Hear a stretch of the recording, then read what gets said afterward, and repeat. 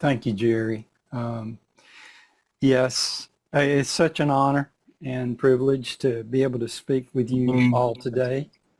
And I just, I may be a little nervous. I don't usually speak to crowds this size. This is a big crowd for me. We had 16 people. I think that's our record yesterday at our meeting, our Sovereign Love meetup. And so that was a tremendous blessing.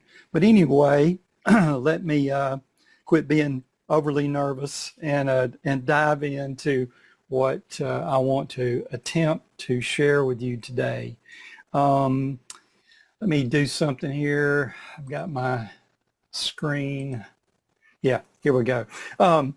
Yeah, Jerry asked me what would I be speaking about, and I sent him at least 2 topics, and I'm glad he didn't actually put it in the email that went out because I'm really not, I'm probably speaking maybe on a combination. There's just so much, as you all know, that can be said about this, and it's just amazing that people say, where is this in the Bible? Anyway, once our eyes are open to it, it's like we can't unsee it, and we see it everywhere.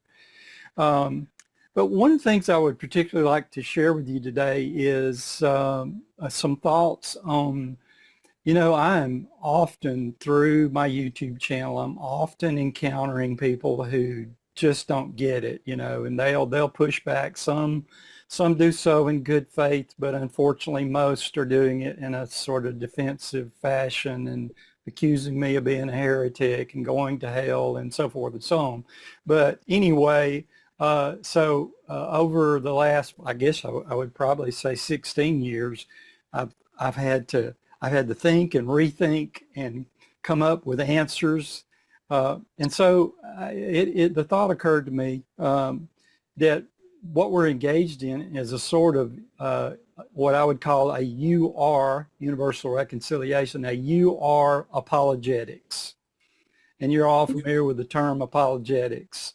But the thing is that it's so easy, I think, probably for any of us, for when we're sort of debating the issue or going back and forth.